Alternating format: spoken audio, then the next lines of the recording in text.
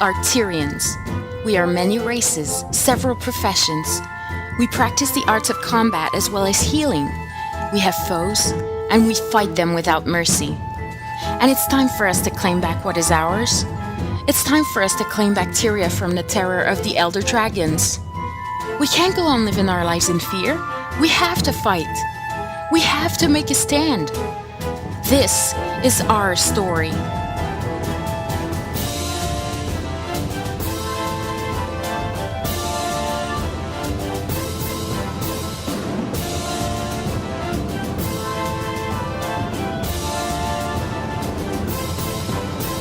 Hello and welcome to episode 2 of the Chronicles of Tyria podcast, Guild Wars 2 podcast for fans by fans.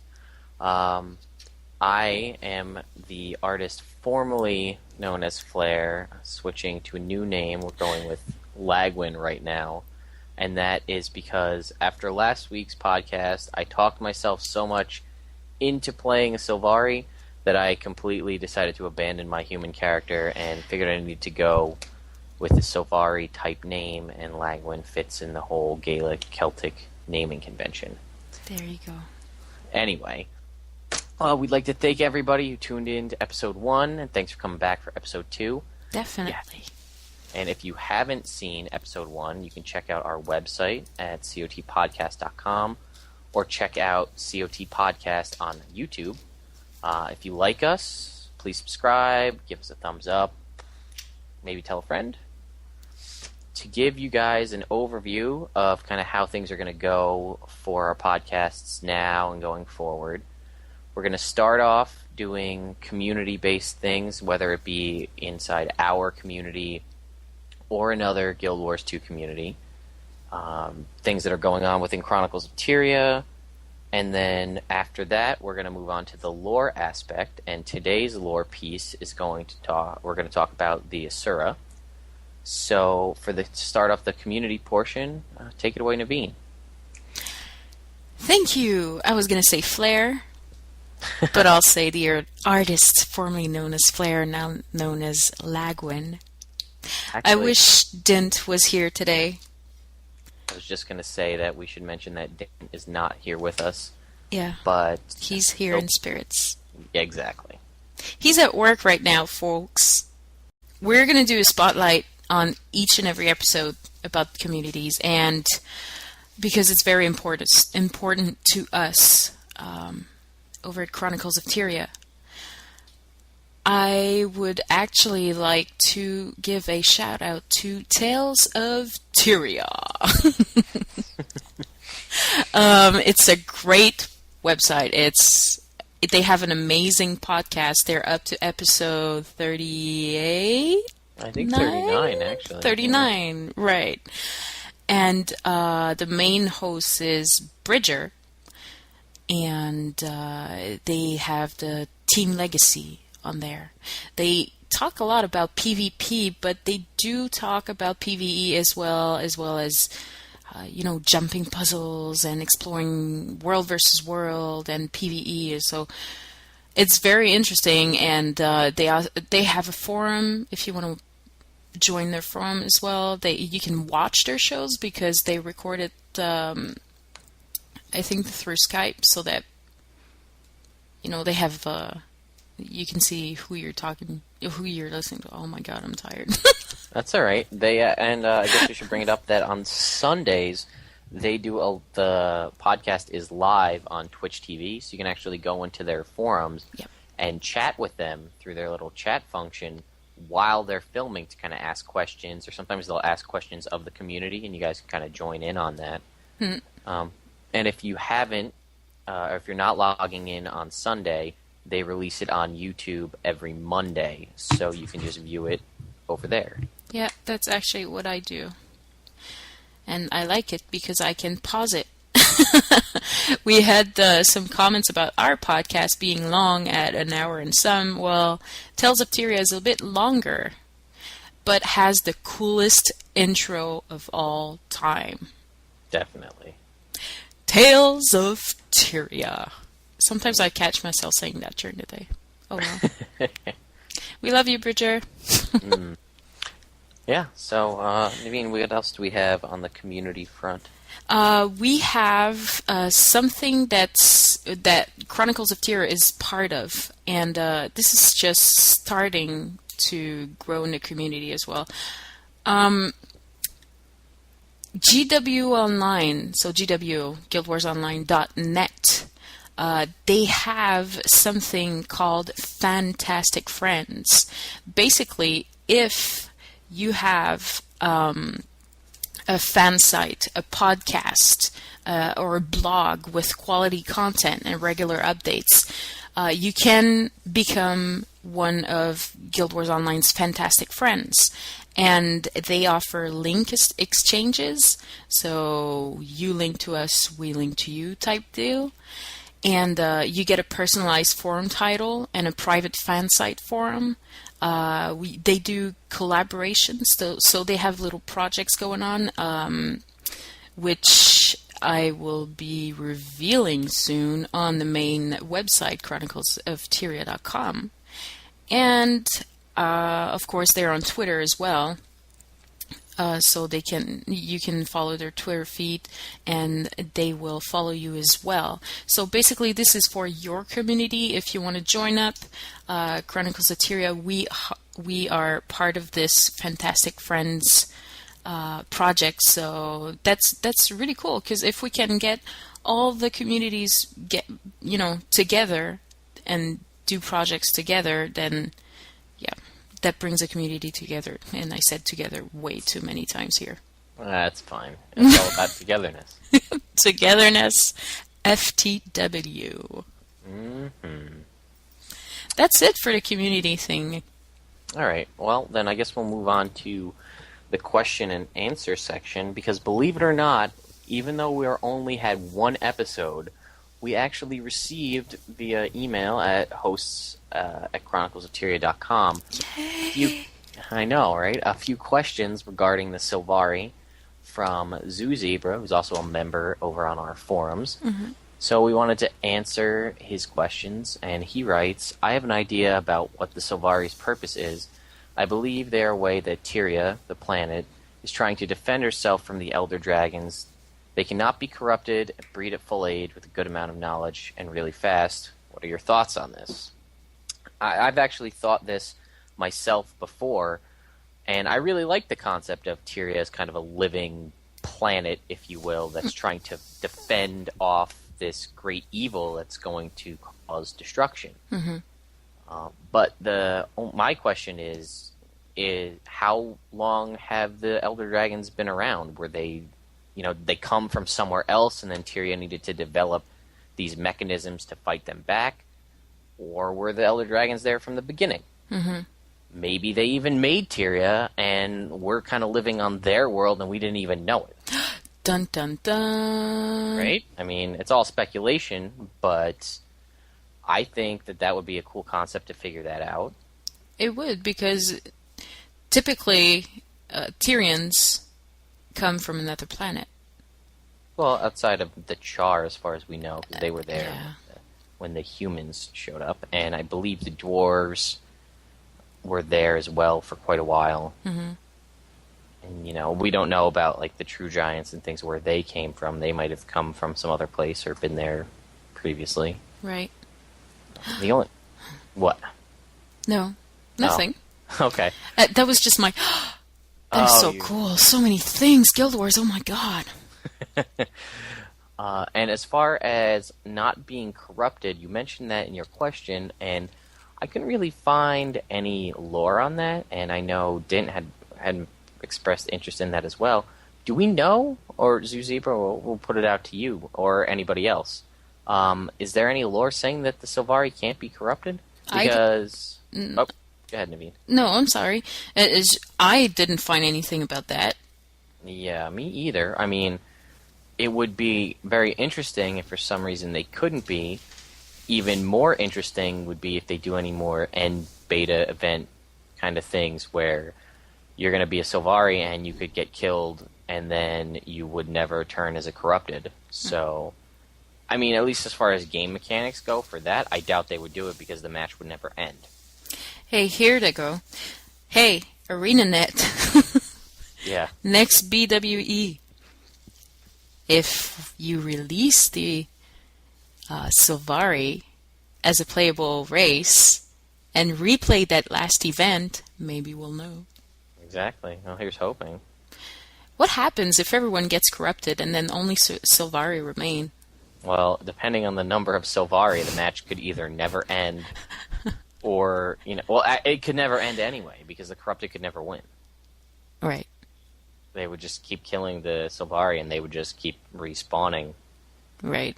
Unless maybe they took all of the waypoints and they had no place to spawn, maybe. Or if they hide underwater, apparently that works. Yeah. So we hear. Anyways. Yeah, we just had one last kind of question. Oh, actually, I'm sorry. I wanted to touch on one thing. A shout out to Opera, who also sent us an email and is also in our forums. He corrected me last week when I mistakenly said that the Nightmare Court are not evil. They are evil, 100% evil, no ifs, ands, or buts about it. What I meant to say is that what their kind of mission and their cause to, separate the Pale Tree from Ventari's teachings, that in itself is not evil, but the means they use to kind of enforce that torture, killing other Sylvari and everything, that is evil. Yep. So let's just set the record straight on that. But it was nice for him to say, hey, Nightmare Court is 100% evil, because maybe other people thought that that's what he said. Yeah, so thank you for that. And he also had another question for us, which is, will our podcast be weekly? The answer to that is yes. And actually, until game release, we are planning on doing a two shows a week. Yep. So there will be a lot of content to cover before game release so that you guys can be updated on as much as possible before you start playing, if you haven't been playing in the beta and stress test. So that when you get into the game, you know what the hell you know what the story is about, basically. Yeah, and I know Naveen had also mentioned we may do some surprise shows. Yes. But the plan is 2 podcasts a week until launch, so that's, what is today, 55 days, 56 days left till launch, something like that? Approximately, yeah. And then 1 show a week after launch. Yeah. And when we say launch, we actually mean head start. Yes. So the 25th of August. Right.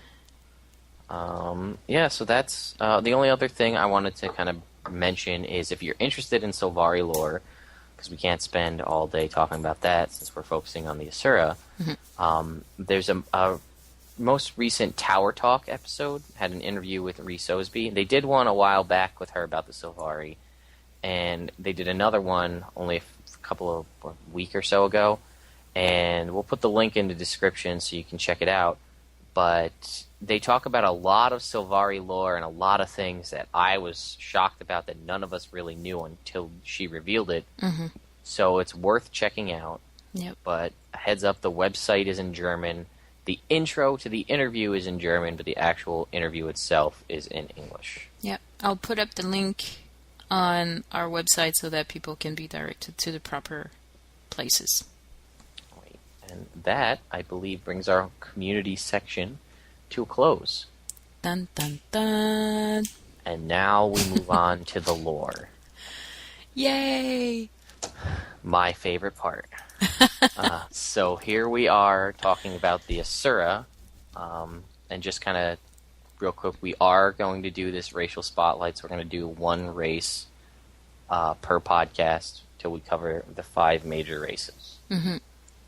We don't know the exact schedule, but we don't know which race we're going to talk about next, but that's going to be probably discussed tomorrow.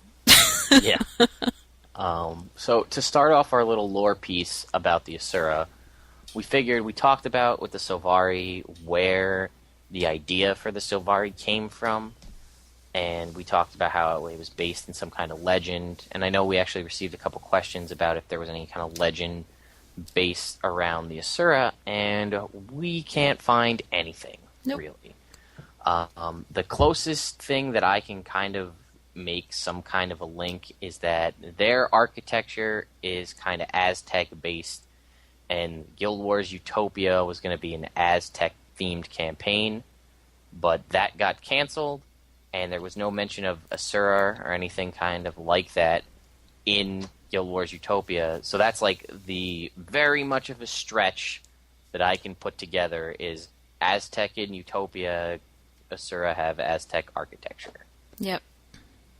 And the only other thing is we typed in Asura and tried to look for it, and we found that it's there. The name Asura is a type of demon in Hinduism or Buddhism, but other than the actual name, there's nothing else about them. It's there's something related to them, to Hinduism, but we'll talk about that later in the podcast. Yeah. So we figured our next piece that we'll talk about is kind of their physiology and what they look like for anybody who doesn't know. Mm-hmm. So they're short. They are short creatures. There's a line somewhere that says they come out, the top of their head is about the waist of a Norn. Yep. They have a football kind of shaped head. Little Hey Arnold reference there for you. They have very large eyes, and this is because they were spent, thousands of years underground. And to be able to see underground, you need to have very large eyes to kind of bring in as much light as possible. Yeah, they have very large pupils. Yeah. But as you can see, if you look at any kind of the character creation, their eyes can kind of differ from what they look. They can be like Vex was in Guild Wars 1, where they're kind of big, just black eyes. But you can also have, like an iris with different kind of pupils, some kind of slit-type pupils, some kind of ground ones. But they have very big ears, kind of floppy ears that drape down the sides. And I know that's one of the options you can choose when you're making characters, what your ears look like. Mm-hmm. And they have these big kind of sharp teeth, almost like a shark. Yeah. Kind of scary looking. Yeah, I remember when I first played Eye of the North, at one point, Vec is growling, and he's like, and all his teeth show, and I was like, oh my god, really? Mm-hmm. Guild Wars? Why? Yeah. But then I grew accustomed to them, and I found them really cute. Yeah, and I think it's worth noting, and I know some other people on our forums have said that, like, based on Guild Wars 1 Asura, they had no interest in playing them whatsoever in Guild Wars 2 till they watched saw the new concept, watched some of the videos, and now they kind of have this, they're kind of a cute bunny. Mm-hmm. So they want to play them more. So if you're on the fence about them from your knowledge of them in Guild Wars 1, maybe check out some of the videos and things and character creation options. In Guild Wars 2, you might change your mind. Yeah, there are a lot of videos about it on YouTube. Yeah. So, they have 4 fingers, or 3 fingers and a thumb, so 4 fingers on their hands, kind of long fingernails. The male and female, they look very similar. You really can only tell by kind of how their ears are set up and the tone of their voice. They live about 5 to 10% longer than a human, and they're super smart and intelligent, and they will make sure that you don't forget it. Yeah. They're very snarky. Yes. It's a perfect word to describe an Asura. I mean, if I would be standing next to an Asura, I would be the dumbest person ever. Mm-hmm. Seriously. Yeah, no, of course. I mean, not that I'm saying I'm dumb or anything, but yeah. If something that you will not say next to an Asura is, I don't know. Yeah. Like, hey Naveen, did you know that? No, did not know that. Wow, you're such a buka. And that is a term that they used to tell their children back when they were still kind of underground. It was a big monster that used to, like, equivalent to our boogeyman. Yeah. And they were big, stupid creatures that kind of hulked around and didn't understand anything. Yeah. And Vec calls you that all the time. Yeah. In Guild Wars 1. Yeah. They're referred as big, loud, and ugly. And for those who don't know, Dint, our usual host, has the word Buka tattooed on his arm in New Crichton. It's pretty cool. It is very cool. But now Check he out labeled our himself. Twitter account. There's a picture of that. That's true. The picture is right there. Mm-hmm. He kind of labeled himself as big, loud, and ugly. He's not big. He's not really loud. Definitely not ugly. Yeah, but he's a booker. So, I guess he didn't really think that through. Yeah. We'll have to. Well, he'll hear it when he hears the podcast. Yeah, Dint, you have to change your tattoo. Sorry. Yeah. So, next piece we're going to talk on now is the culture of the Asura, and I'm going to turn it over to Naveen. She's going to talk about the magic and the technology of the Asura. Mm-hmm. Because Asura use magic, but it's not the magic that you would find with an elementalist. I mean, they wouldn't cast meteor showers or, ride the lightning. Well, I mean, they would unless they're elementalist. But that's not the kind of magic that they use. They use arcane magic. It's different from the elementalist. They study forces and energies from what the nature gives them and how things interact with each other. They study ambient energy. So, all the energy that's being used from nature, from light, from everything, that's what they want to take and use and form magic out of this. Hence why the golems exist also. Right, and this is also what kind of powers their floating civilizations that they have. Yeah. The surrogates, everything that's technology, magic related, that's the Asura studying, all the elements, basically. Right, and then I guess that's pretty much, I think, all we have on the magic technology, right? Yeah. So I'll give Naveen the next piece here. Will be the kind of offspring-children relationship that Asura have, because it's very different than what humans and, even us as players would think of. Yeah, because, I mean, humans, parent-kids relationship, it's mother, daughter, father, son. It's very close, intimate, and we tell each other that we love each other and everything, but it's very different with Asurans. I said Asurans, but I meant Asuras. Yeah, it's fine. Well, we get you. Yeah. They bicker a lot between each other. And a good example would be Eye of the North, again. When we first met Vec, and then we met Gad, and they kept bickering, and they kept telling, no, this is how it's supposed to work. No, this is how, you're such a fool, blah, blah, blah. And then in the end, we found out that Gad, not God. God. That Gad was Vec's father. And I thought to myself, wow, really? Is that how kids behave with their parents and vice versa in the Asura community, like races? It's very different. They compete with each other. And they don't necessarily learn everything from their parents. They learn from their masters, to say. Mm-hmm. But that we'll get later. Yeah, the only other thing that I kind of have is, like, they don't call them son or, like, daughter. No, they don't. They'll call them, like, progeny or offspring. I mean, that's an affectionate term for them, but, they don't really say that kind of father or father-son. It's kind of like Dad and Vec. I don't know how else to put it. You wouldn't say, son, pass me a beer. Yeah. Like progeny. Yeah. Pass pass me a beer. Give me the beer. Yeah, it's... You fool. That's not a beer. Okay, never mind. Oh, man. It's late here. Yeah, it's 1:16 a.m., so... Yeah. Anyway. So, I guess, yeah, Naveen mentioned the apprentice kind of relationship that they have.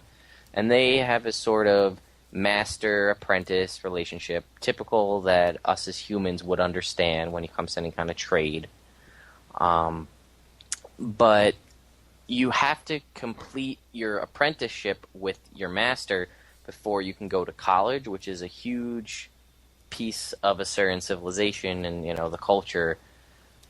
And there was an interview with Jeff Grubb, and he says that when you are allowed to graduate from your apprenticeship to go to college, there's not really any kind of definitive time frame unless there's a definitive time frame. Basically, when you get you're assigned your master, or how your master is assigned to you, we don't really know how that works. But you can say at the beginning, like, in 3 years, I'm going to be done with my apprenticeship. And if that's the case, in 3 years, you're done. Or it can be as simple as when you're ready. And, go ahead, Naveen. Oh, I'm sorry. The way I pictured it from listening to the Jeff Grubb interview is I kind of imagined a human being going through school. Basically, you have 12 grades. After the 12th grade, you go to college. Mm-hmm. Unless you're super smart, right? And then you get to skip a grade and go to college before you were supposed to end. Yeah, I guess that's true. Yeah. Okay, that's actually, I like that better. That's right. Well, whatever.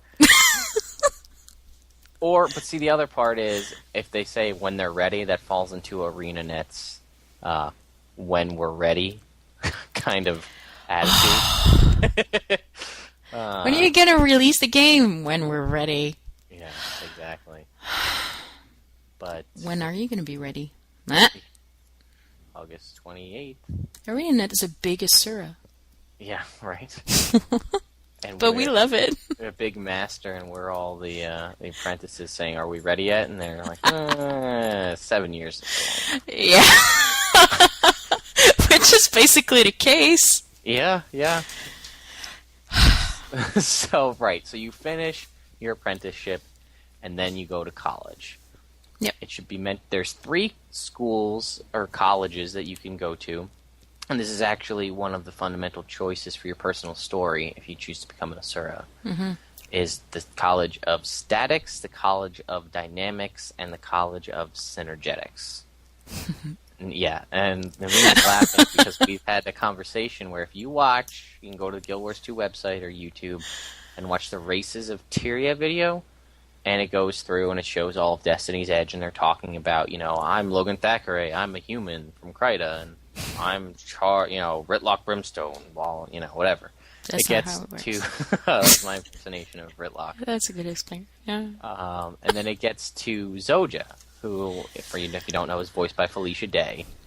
And I think that she screwed up because it really sounds like a member in good standing of the College of Syngetics. Not Synergetics, like it's spelt and it's pronounced. Syngetics. But, yeah. But we're having sort of a debate between Lagwyn and myself. I think she's saying synergetics, but it might be because I'm French and then I don't hear it. But I'm pretty sure she says syngetics, but synergetics. It's not synergetics. It's anyways. Well, listen for yourself. Listen for yourself and send us an email, and you tell us what you think. Is it synergetics and syngetics? That way we can put this to bed, and we'll total it up, and next podcast we'll tell you which one everybody thinks is said. How about that? But everybody loves Felicia Day, so everybody's going to say synergetics. Listen, I love Felicia Day, but I'll admit that you watch her stuff, she's kind of goofy and screws up and everything. And you know what? If you look at that video while we're talking about it, if you look at the model for Cade, it's completely different than the model for Cave now. Her hair's all different and everything. Oh yeah, I didn't notice. She's got like this weird kind of, I don't even know what kind of haircut you'd call it, but now she's got like cattails in her hair and it's different. Oh yeah. So that, I mean, they changed some things. So maybe it was, you know what? Maybe she wasn't wrong. Maybe it was the College of Syngetics when they did that video, and now it's Synergetics, so she was okay. For all the Felicia Day lovers like myself, maybe it wasn't her fault. Yeah. So, okay. So on to the colleges and their descriptions. Naveen, why don't you take us through that? Okay, well, like Lagwyn said, there are 3 colleges. So there's statics, dynamics, and synergetics. Statics, if you go to college, the statics college, let's call it, you study the art of building, of structures, of framework, how everything is built.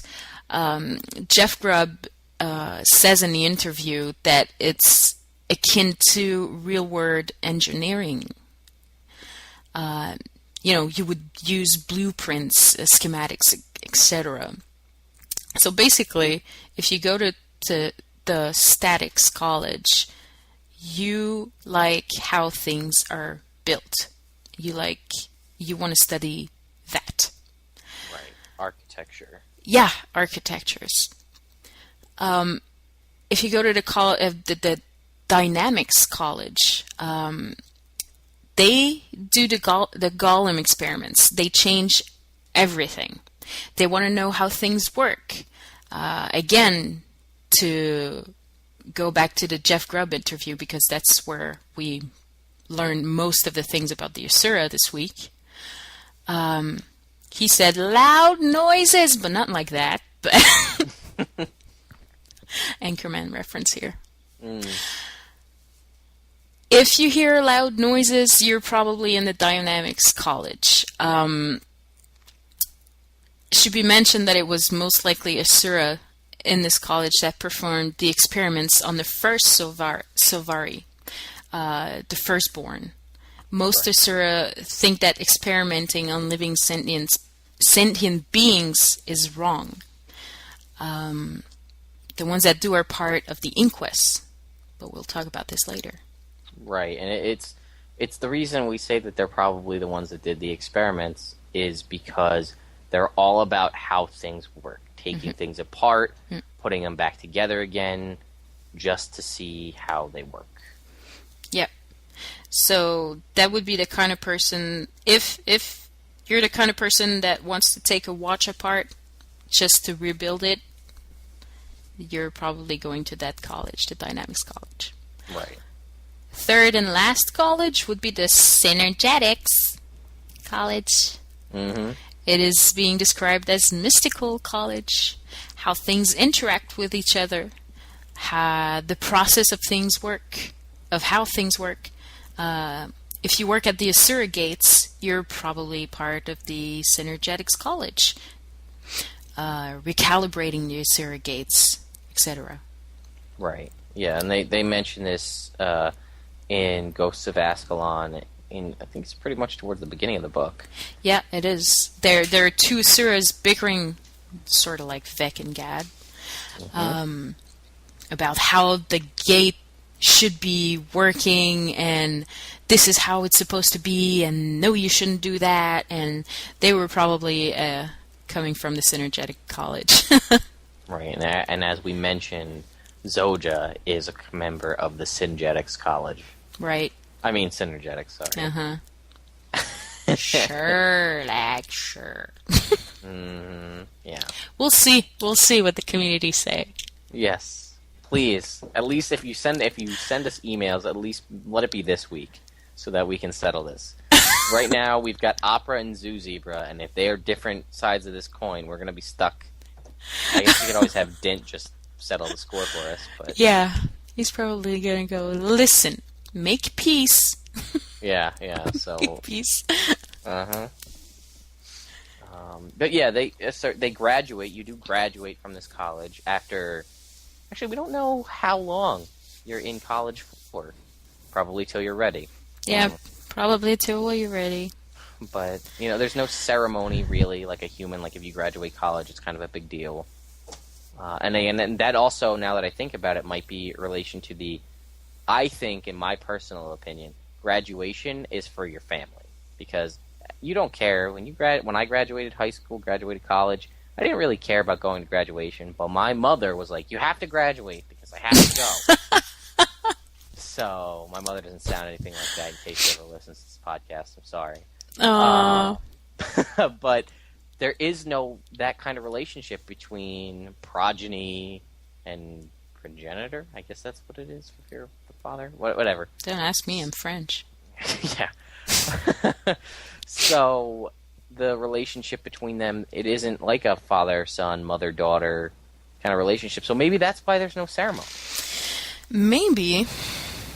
That's a good question, actually. Yeah. So, but then that's a huge milestone because then you get to move on to the next level, and Asura are all about attaining the next level of anything to become better, and that's when you join your first crew, and that's Krewe. Yeah, not CREW. Right. And like we said, this is the first kind of big milestone for an Asura. Yeah, if they were to get a diploma, I think gathering a crew would be it. Right, yeah, and it's a bunch of Asura together, and I believe there were crews, or at least characters that were labeled crew leader in Guild Wars 1 in like Radasum and Vloxus Falls and that kind of a thing. Crew member, isn't it the Asura that are at the red shrine at the beginning of not a starter area, but when you start an area and you get the skill to get the Asura points? Yes, actually, and I think that's also the person is crew leader something you would talk to turn in your storybooks and get your Asura armor and all that stuff. Yeah. So, but yeah, I think Jeff Grubb even described it as Ocean's 11. Yeah, he did. So it's a group of Asura, all with particular skills, differing skills, that are brought together to do a specific job or project or whatever. Yep. So, if it is, we need to get this and it's behind closed doors, well, let's bring in Asura thief. And, we're going to need to have heavy firepower, so let's bring an engineer or an elementalist. Mm-hmm. And it's really interesting that the crew is only a temporary thing. Mm-hmm. It's till the job is done. Yeah, and then they scatter. Yeah, and then you can go on to another crew. I'm not even sure if they actually build a friendship of any kind. It's just, hey, this has to be done. Let's do it. Sort of a kind of a job, and then you don't work with your teammates anymore, unless you're gathered up with another crew at some point. Yeah, so you could. It's not saying that you couldn't work with the same Asuras again, mm-hmm. but there's a possibility that you never work with them ever again. Mm. So that's how crews work. Yep. So the next piece is the religion of the Asura, because they don't obviously believe in the human gods or the spirits of the wild like the Norn do. They all believe in the eternal alchemy, mm-hmm. which is this kind of ideal that all beings and magic in the world are a part or function of a greater purpose or a machine. So that's pretty much their whole belief system. We also found out that they don't bury their dead. And that brings what we were saying at the beginning about finding Asura within the Hinduism or Buddhism religion. Because in the Hinduism, is that how? Yeah. Yeah. Religion, they don't bury their dead. They cremate them, just like the Asura. And what was that for again? Well, for the Hindus, it was. I can't speak on it exactly because I'd have to look it up. But it was something about it allows your essence or your spirit to, get to whatever the greater wherever you want to go, like the good place that you're supposed to go. Oh yeah, and commune with all the elements. Yeah, that's right. It lets you get there a lot faster. Yeah. Or maybe even you can't do it at all if you don't get cremated. I can't remember. If I remember correctly, if you get buried, you can, I'll say commune because I can't find a better word, with the elements 12 to 15 years later as your body, decomposes and mixes with the earth and everything. So it's the same thing with the Asura, I'm guessing. Yeah, we're thinking maybe that the cremation of an Asuran body, or at least it's their belief anyway, that allows you to become one with the eternal alchemy faster, or maybe, like we said, maybe not at all. Like maybe that's the only way to do it, and that's why they bury. It actually would be interesting if there's kind of a mission or something based around that. Mm-hmm. Like, or if you bring an Asura to, say, like the Ascalonian catacombs, and they're like, why do you Bukas bury your dead in a catacomb? Mm-hmm. They can't reach the eternal alchemy without it. Right. Right, and so that's their whole belief system is built around research of the eternal alchemy. And they, joining one of the colleges, you're basically dedicating your life to the research of the eternal alchemy. Mm-hmm. And they believe that once they've gained mastery over the eternal alchemy, they'll gain mastery over all of Tyria, which is actually kind of scary. Yeah. If they figure this out, then I guess we'll all become Asura slaves. Oh, Maybe not. God. Maybe they'll just be master. I don't know what mastery of Tyria is, but that's what I get out of that. Yeah, do they mean the world or the planet as a whole? I think they mean, the whole planet, not just the continent. But you never know. We don't know about Asura outside of Tyria, the continent. Yeah. Maybe we will see in Guild Wars 2. Yeah. So we talked about last week how we knew what all the evil factions of all of the other races were, but we didn't know what the evil faction of the Asura were. Mm-hmm. And we'd like to give a shout out to Jalinar for posting on YouTube, but also he's another one of the members of our forum. Yep. For bringing to our attention that it's actually called the Inquest, is the evil faction of the Asura. Yep. And now we're going to talk about those. Mm-hmm. So they started off as a crew, but they've kind of developed into this kind of larger crew system with mini crews inside it. But their main belief is they believe the eternal alchemy can be controlled and manipulated just like any other machine can be. Mm-hmm.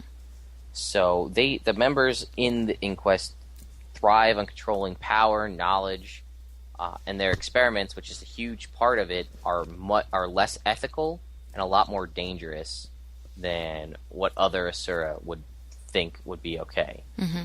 So they have no qualms whatsoever about experimentation on sentient beings. So if we go back to what we talked about the Dynamics people college experimenting on Sylvari, it should be pointed out that the first Sylvari that they found, they experimented on them, but they didn't know that they were a race. They just assumed that they were some kind of plant being that was up and moving around, like, say, an oak heart or aloe seed or any of those kind of plant creatures. And when they found out that they were a race, they were like, "Oh, we're sorry. We didn't know any better." Obviously, the Sylvari don't like that and are a little weary around the Asura. But the Inquest would be like, "No, let's keep going. Yeah, might be something good here." And that's like a big no-no amongst the Asuras. You can experiment on all sorts of things, but if it's an intelligent being of any kind, you do not do that. Oh, I'm sorry. You breathe, you think, and you can eat. And let me just remove your nails. See what's under him. Yeah, exactly. How do you breathe? Do you have lungs? Let's open you up and take a look. That's basically what the Inquest is about. Yeah. What I found interesting, which is again all from this Jeff Grubb interview. You know what? We'll link that in the description because we've been talking about it the whole time. Definitely. Well, I mean, he gives a bunch of information, so. Yeah. That they're not they're not an old kind of group. They weren't there 250 years ago. They're pretty recent. Mm-hmm. And nobody knows who founded the Inquest. No. I have a theory. No, I don't have a theory. I have a thought. Okay, let's hear your thought. That he was not saying anything because the third book is not released yet. And I have suspicions that we might find something about the Inquest in the third book. That could be true. Or, they could just be saving it for game release. Because obviously we'll learn about them in the game release if you play as an Asura. I would have to think. Because they're, you're going to have the White Mandal, Sons of Spania, or Nightmare Court, whatever. I imagine you're going to have to interact with the Inquest at one point or another. Yeah. But to know who their leader was, the founder of the Inquest, because there are no informations about that, and Jeff Grubb didn't want to give that information out either. Right. Yeah, you're right. We might learn that in game as well. Yeah, and what I didn't even think about till just now is why. Why did they come into existence at all? I mean, I know what their belief system is and why they do what they do, but who thought that, what happened to that first crew that they kind of had this radical shift in their beliefs to say, no, we're going to do things different now. We're going to try to control the eternal alchemy and make it do what we want. And we don't care what happens in the meantime. Do you think it might have something to do with the dragons and trying to defeat them? Maybe, but I mean it's kind of, I don't know, it's kind of like a cop-out answer because the dragons can pretty much be used for why are somebody doing? Oh, it's the dragons. That's why they're doing it. Yeah, I know, but the sole purpose of Guild Wars 2, basically, well, not the sole purpose, but one of the main goals is to stop the Elder Dragons. That's and right. if they control the alchemy, the eternal alchemy, they can control the dragons. But then, well, hell, I mean, I guess if you can control the dragons, then you can definitely have mastery over Tyria because you could make them do what you wanted. I'm scared. Well, now look at that speculation right there, but who knows? Maybe I'm going to that's play their an plan. Asura. Yeah, right? So that I can win. Yeah, you just win everything. I won't pay to win. Yeah. I'll play to win. Yeah. I'll be an Asura right. to win. Yeah. So, what's different about this kind of meta crew, if you will, is, like we said, there's multiple crews within this one larger crew, and there's multiple jobs going on at the same time. Whereas a standard Asura crew, you're all put together for one job, and you do whatever you need to do to complete that job. Well, they've got several crews together, and they're all doing jobs separately from one another. So Jeff said there was Jeff, like he's my best friend. He Jeff is? Grubb. Yeah. I saw you drink a beer yesterday with him. Yeah. Interesting and creepy. Since we don't live anywhere near each other. So he said that there's an organizational tree and the whole master-student relationship kind of thing doesn't exist in the Inquest at all. So, and one of the interesting things is that members of one crew will have absolutely no idea what's going on with members of a different crew. So they have no teamwork per se. Right. So whoever's running it has some grand scheme, and probably, I would think for a reason, isn't telling one crew what the other crew's doing, but he knows all, or she knows all, and they're kind of working to their own end, but they're going to employ all these other people to do it. And their big flaw that we kind of talked about is they have no kind of moral fiber at all. They'll do whatever it takes to get it done. Things that other Asura would be appalled at, like the experimenting on living creatures. And the other thing that was interesting about them as well is once you're in, you're pretty much in for life. Yeah. It's really difficult to get out of the Inquest. Yeah. So, what I would like to know is, how do you join? Who do you talk to? Because I would imagine that they're not in Radisum, but maybe they are. Yeah, maybe they're underground or something. Yeah, or they're kind of stealth, like they don't tell you that they're part of the Inquest unless, you kind of ask about it. Right. First rule of Inquest is don't talk about Inquest. Right. Anyway. I am Jack's silent. Yeah, right. Okay, enough with the Fight Club references. Yeah, so let's move on to the Asura government. So their government isn't really like a standard government. They use the crews like we talked about. The other things, they do have what's called an arcane council, and they're kind of responsible for the mundane parts of the city life in Asura cities, Radisum. The council members, they rotate in and out, but it's you don't apply for membership to the council. You're granted that by doing some sort of task that benefits the Asura as a whole. But they don't really want to get that because then you have to deal with all this other Asura politics and stuff, so you can't spend time working on your own research. So you're basically forced to work for the government and set aside the task that you want to work on. Right, and I think we actually see the council. I know if you do War in Krita and you do, is it Zen's Trial? You're in front of the council, and I know that's right. It's council leader Mamp, and Bula's there, and there's a few others. Oh yeah, and then he gets. Sorry, I'm adjusting my headset. He gets not casted out, but I can't remember exactly what happens. But I know that has something to do with a golem. It's because he built Mox and Rocks and Nox and Gox or whatever they all are. They have cool names. Box of Rocks. Box of Rocks. Yeah, Being the what are you again? What? Geomancer? Okay. Well, I'd like to be a Geologist. geomancer. It'd make being a geologist a lot easier. I could call to the rocks and control them by my will. I'd be the best geologist ever I could do. Anyway, that's enough. Yeah, Box of Rocks. Box of Rocks, right. So, I think our last little kind of piece on the Asura that we're going to go over before we get into some speculation is kind of the history and what we know of the Asura. Naveen, you want to kind of take that? Sure. Well, the Asura, what we know about them is that they lived underground for thousands of years. And no one knew of their existence, but that was before 250 years ago. So we're talking Guild Wars 1 here. Right. They built their underground city in an area of great magic.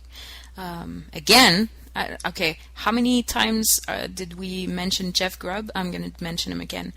Probably as many times as I said, what's interesting. But it is very interesting. Yeah.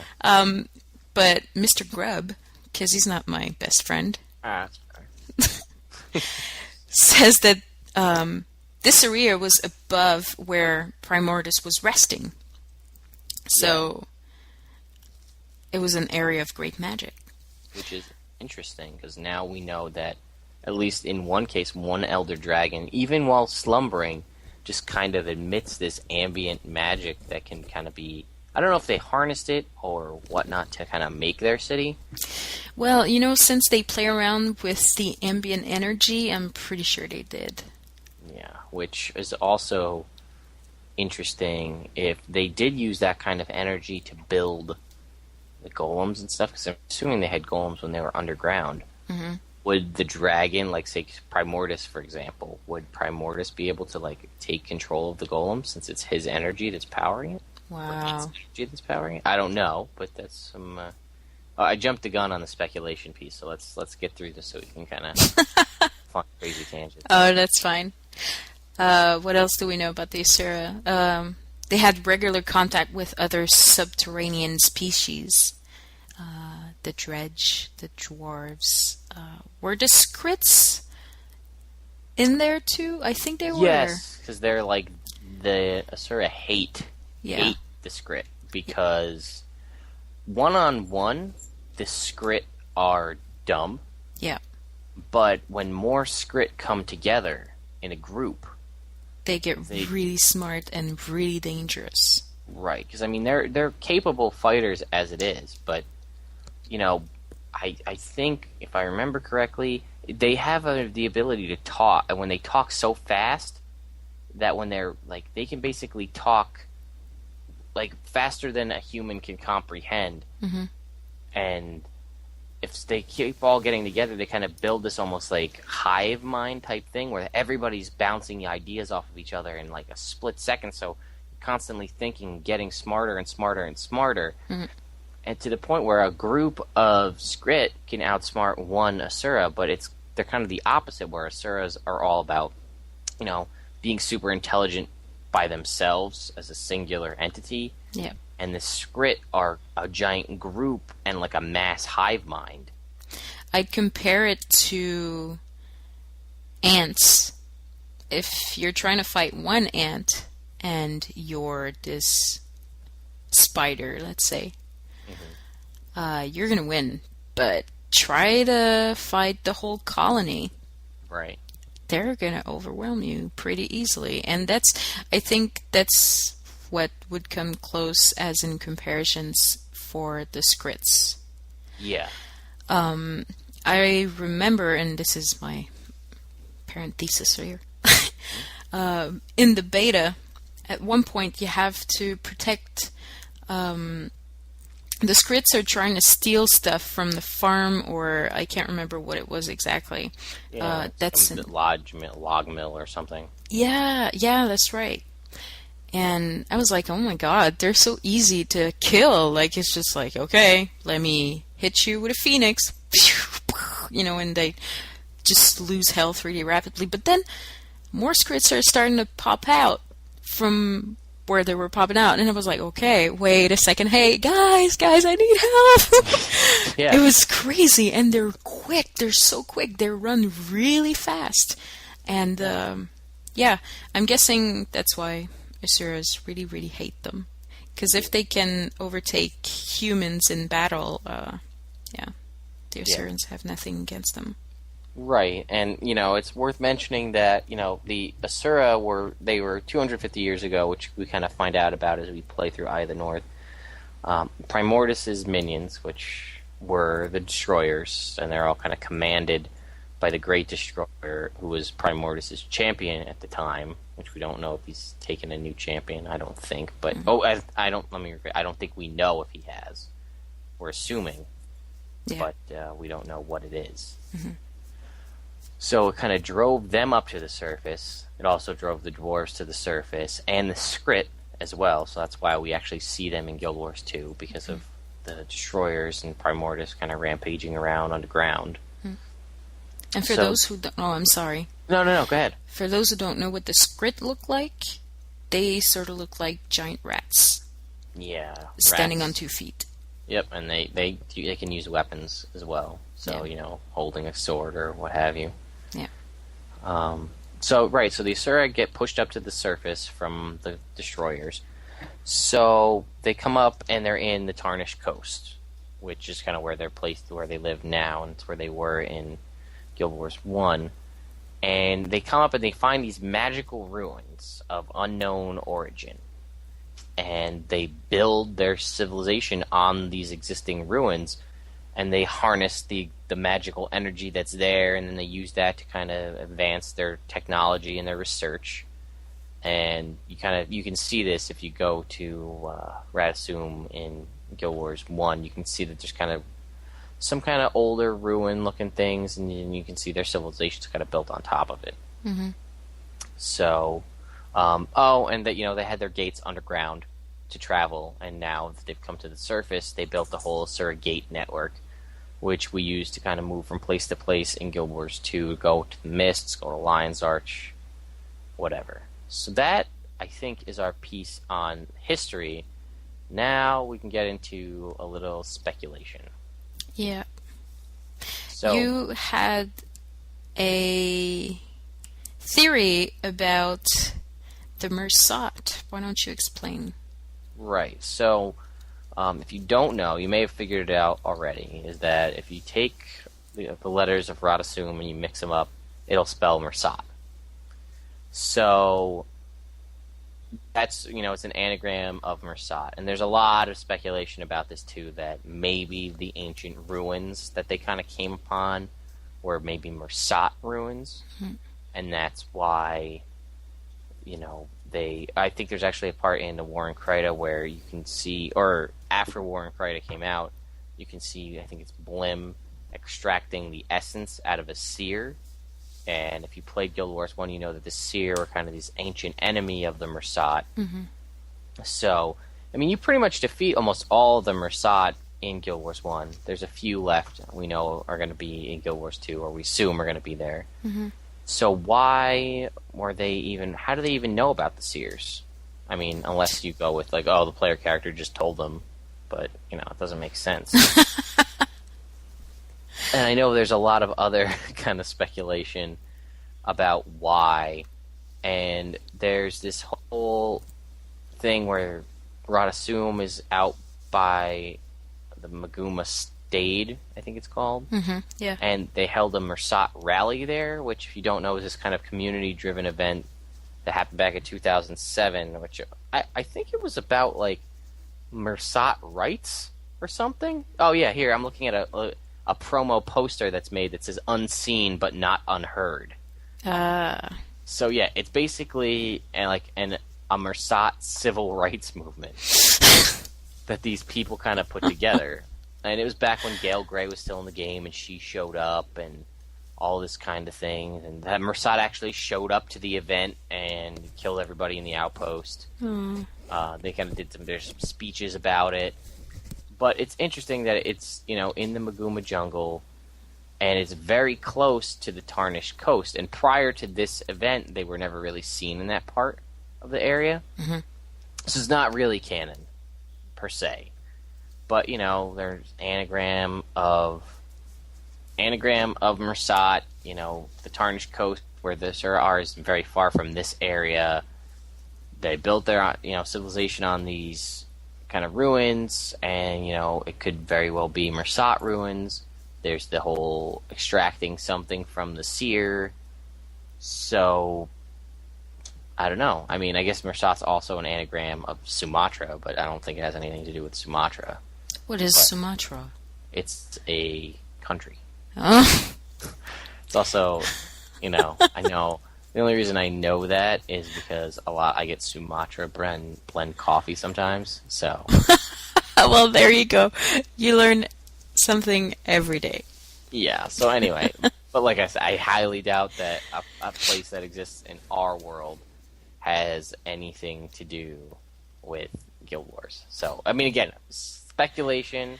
If you want to look up the Mersat rally, you can type it into Guild Wars 1 wiki. Yeah, and if you find something, just let us know.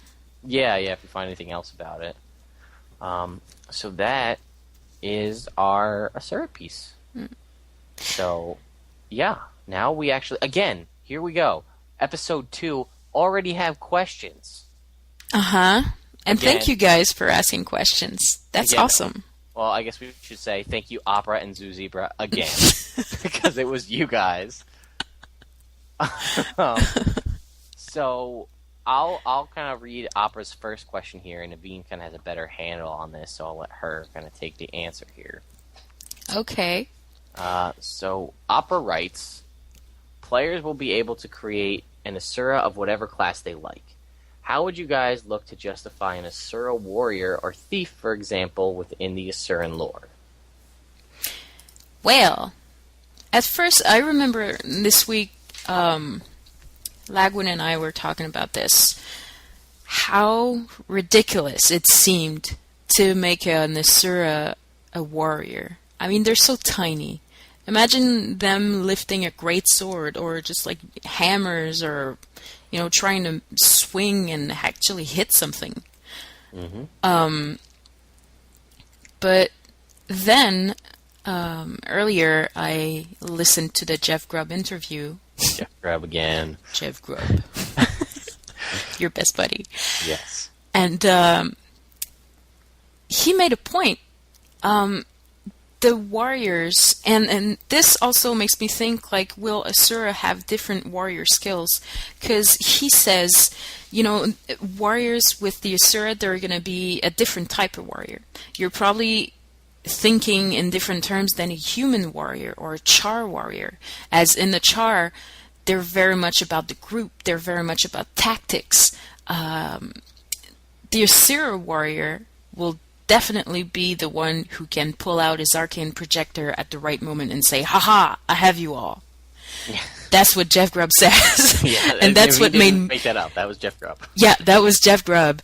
And that made me realize, hey, that's actually a very good point, because the Asura will use their mind, brains over brawn. And they're going to be the ones that are going to be, okay, if my calculations are right, my sword might hit as tibia, they're going to think, and that's what makes me wonder, are they going to have different warrior skills? Yeah. Is this one of the reasons why we couldn't play them during beta? That would be cool, but I think it's probably, we're going to see that kind of thing more along the lines of racial skills. Yeah. Because obviously they're not going to change the weapon skills, because those are going to be the same. Yeah, that's true. I did read an interview, this is more PvP oriented, but it's interesting that the hitboxes, so on the Asura, are the same as on a Norn. So like there's no in-game mechanic benefit to playing an Asura over playing a Norn. Mm-hmm. The only thing I'm not sure about is the reach on a weapon. Like if you're an Asura with a greatsword versus a Norn with a greatsword, if you'd be able to hit things further away as a Norn with your arm reach. I'm going to say probably yes, because ArenaNet is all about the balance, and they probably would have thought of that already. Yeah, that would make sense. But no, it doesn't make sense in the real-world situation, because an Asura is so much smaller. But, the only advantage you get is personal story, racial skills, and maybe in like a PvP setting, physically not being able to see you because you're like behind a wall or something. Mm-hmm. So, but back to the question, Opera's question, if we thought it made sense, now, yes, I do. Yeah. Before, I didn't. Yeah, me either. I was like, I'm going to make an Asura Guardian and an Asura Warrior because it's ridiculous. In the same vein as like, I'm going to make a Sylvari Engineer. Yeah. Which Rhys Osby says it doesn't happen often, but it can happen. Uh-huh. So, but and you said an Asura Thief. Well, I think that makes a lot of sense. I mean, one, they're small. Yeah. And they're kind of sneaky and snarky and conniving anyway. Mm-hmm. They've got big eyes, so I mean, in a lore sense, night vision right there, so being a thief. Hey, that's true. And, I mean, you can't tell me that if one Asura had a chance to steal technology from another Asura, or sabotage their experiment to better their own, that they wouldn't do that. That's something an Asura would do. They would probably do it, yes. Yeah, so, I mean, the thief, I find easier to explain. The warrior, prior to the Jeff Grubb interview, would have just thought it was... I mean, you could do it, but I would have thought it was ridiculous. Mm-hmm. So, right, so Opera's next question is, you talked about Celtic and Arthurian legend inspiring the Sylvari.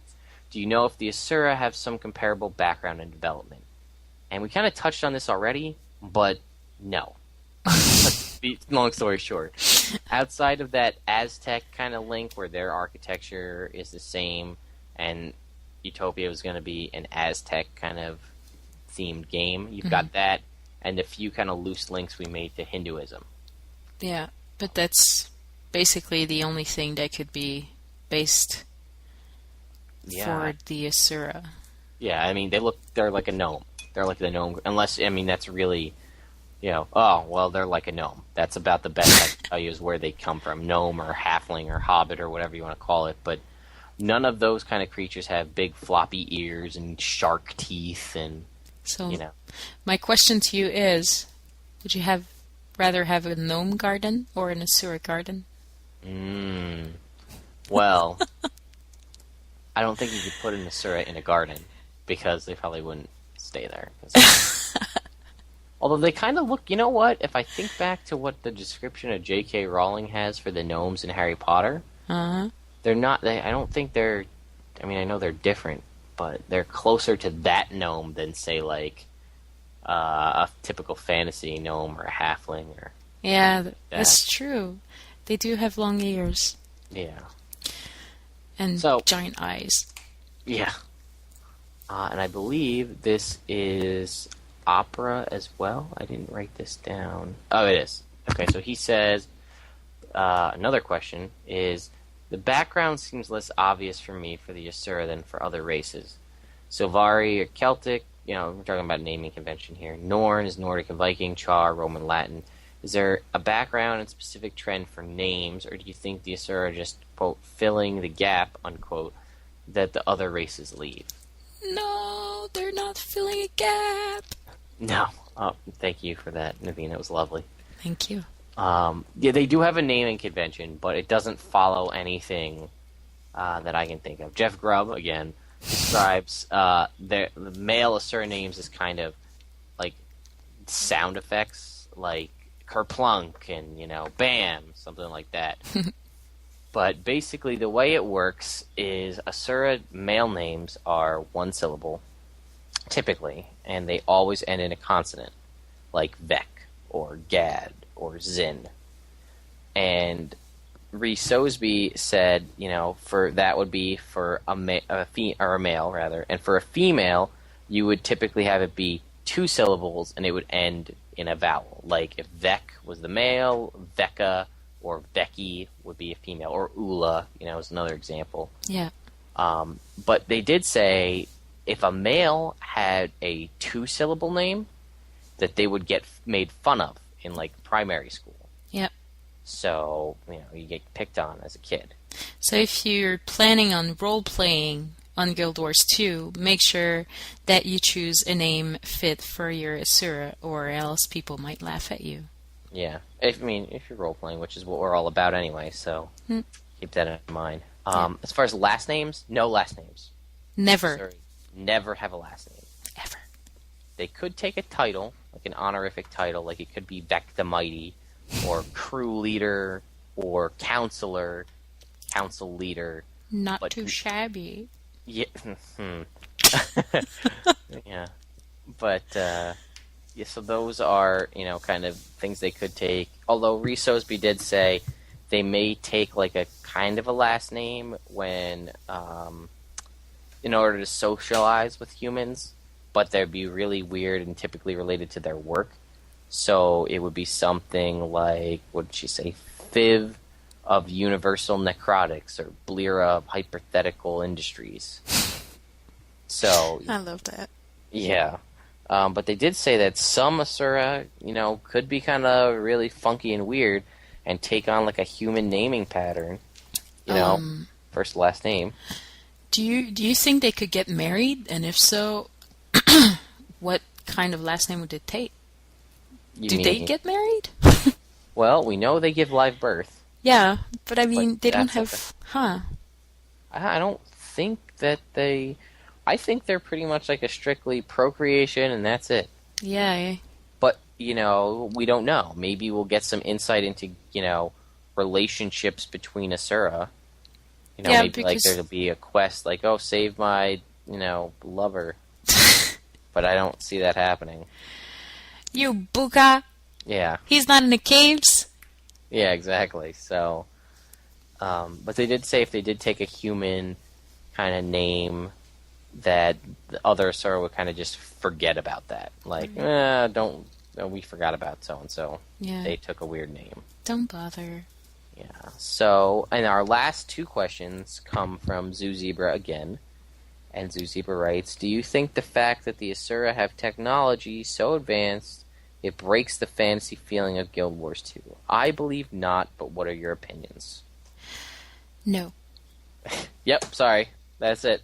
No. I mean, it's, you know, magic. It's the other cop-out. Dragons and magic are the two cop-out answers to answer pretty much any question in Guild Wars lore. Yeah. And, I mean, if you were to take away the gates, just the Asura gates, which this is technology, Hmm. it wouldn't be the same. No, it'd be. I mean, it could be beneficial in some sense, like because I believe that Primordus is moving around under Tyria using the old Asura Gate network. So that would be beneficial. But I mean, think about how much money you'd have to spend to waypoint to and from Lion's Arch. You know, where you could just go from any one of the main towns and use an Asura Gate. I'm all out of silver. I have to Yeah. use karma points. Yeah, I don't even think they'll let you. So you're just gonna have to hoof it the whole long way. No. I don't even know if you can get there on foot. To be honest with you, you might have to take the Asura Gates. Hey, that's true. But we don't know. But yeah, long story short, no, we don't think it breaks the fantasy setting. I mean, if the Char can have airships and guns and that kind of a thing, what's wrong with a battle golem? Yeah, I think ArenaNet did a great job with mixing the two, technology and fantasy, together. Yeah, I mean, it's something a little bit different than you see in most fantasy games. I'll definitely give you that, or fantasy settings in general.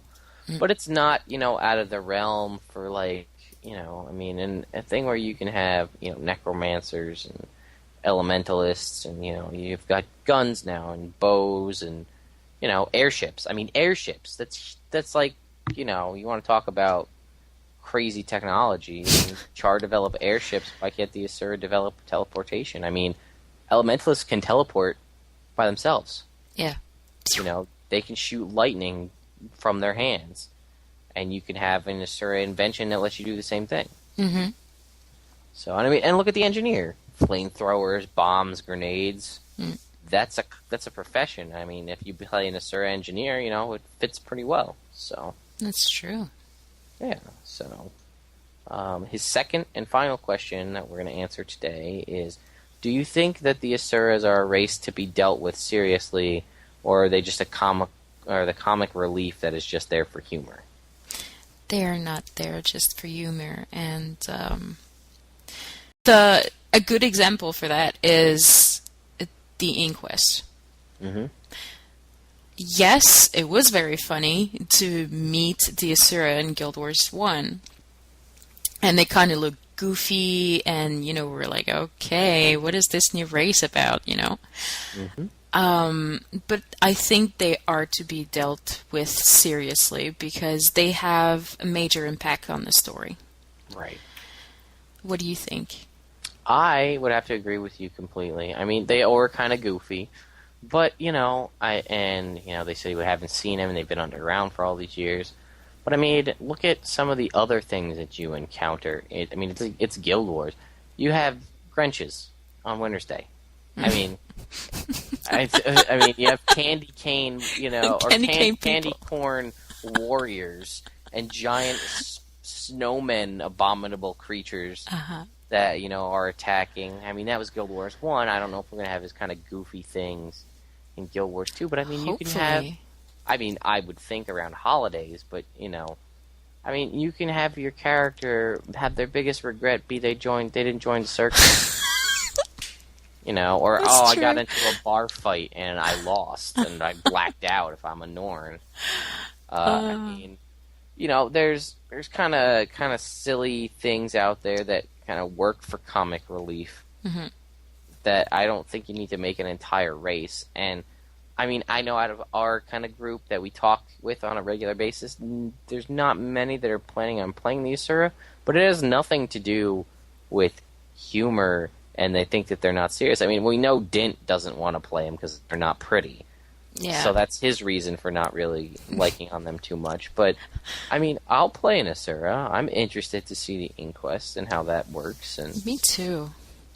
I mean, I love Felicia Day, so I get to interact with her all the time. You heard talk about how she's from the College of Syngetics. There you go. You have your own personal date with Felicia Day every single day. Yeah, right. Talk about syngetics and the great purposes of it. Yeah. So, with that, I think we're going to kind of come to a close here, everyone. Yes. So, if you came out and you made it through this one as well, we really appreciate it. check out, you can go to chroniclesoftyria.com and check out our main page. We have, we've been getting more input from our writers. A couple new stories have been added. Mm-hmm. You can go to our forums, sign up there, and kind of join the online experience. We have a chat function now, which is cool, so you can chat with other people. Yeah, meet everyone in the community. We're pretty cool. In real time. I know, I guess we can kind of give a shout out to one of our members, and Navri kind of started a cool role-playing kind of group. Yeah, that's true, and it looks really promising, really fun to join. And you're actually a part of that, aren't you, Naveen? I'm part of the role plays, not the project that he's building right now. Okay, well, I mean, anyway, if you're a fan of kind of pen and paper D&D type things, but you always wanted to play one in kind of a Guild Wars world, and you're okay with doing like a play-by-post kind of situation, I give it, check it out. I mean, you can talk with our authors are all on there that write on the main page. We also have some other, good friends with other good communities that are out there. It's worth checking out, and if you wanted to talk to them, they're there. You can subscribe to our YouTube channel. I'd like to, any of the members on our forums, I know we have like 140 subscribers on forums, but we only have like 10 subscribers on YouTube. Yeah, what's up with that? Yeah, and not trying to plug us too much for our podcast so we can do whatever we want. Yeah. But yeah, come on guys, show some support. Come on out and give us a subscribe, a thumbs up. And if we get, without your guys' encouragement to keep doing this, there's not much incentive to keep going. Yep. I mean, as much as I like listening to myself talk, it only goes so far. So that's what you listen to on your way to work every morning? Yeah. Your self-talk. I just skip over the part where you and didn't talk. Yeah, I know. So... Lag. Yeah. So hosts@chroniclesoftyria.com is our email. And that's hosts with an S, plural. Right. And, send us any questions. Right now, we're only getting Opera and Zoo Zebra sending us questions. So we have fanboys. Yay! Yeah. You want to send us a few other questions that you'd like to have us talk about, even if it's not related to whatever we're talking about, and it's just kind of something you had a question about lore, or about Chronicles of Tyria in general. Or about syngetics. Just send us an email, and we'll at the very least, we'll send you an email response to your question, if we like it enough, or or if Opera and Zoo Zebra are not sending us any questions, we'll answer it on air. I still love their emails. Oh yeah. Thank you guys. Yes, thank you very much. It makes us feel like, we're appreciated. Yeah, exactly. So, like we said, we're going to go 2 podcasts a week until launch, so that's 5 weeks more. 6 weeks, I guess. Yeah. So... we'll try to cover as much lore as we can before you guys create your characters and go into game. Right, and our plan right now, like we said, is to do the racial spotlight, 1 race per podcast, until we hit all 5. But after that, we're kind of open. Yeah. So, you know what? If you've got any suggestions for things you'd like to hear outside of the 5 races, shoot us an email with some suggestions. If it's something kind of small and you don't think we can talk on it for like a full half hour, maybe we'll, do a couple of different things. So, but without that kind of encouragement, and those options, we're going to kind of just come up with it ourselves, and you're going to have to just deal with it. That's right. Deal with it, huh? Yeah. So, that, I think, is kind of going to bring us to an end here. What are we at time-wise? 1 hour, 17 minutes. Oh, man, we blew past an hour again. Yeah. So, yeah, all right. So, for Chronicles of Tyria podcast, for episode number 2, I am the artist formerly known as Flair, currently known as Lagwyn. That's a huge title. We'll just cut it down to Lagwyn for episode 3. And I'm just Naveen still. All right, and we will see you next time.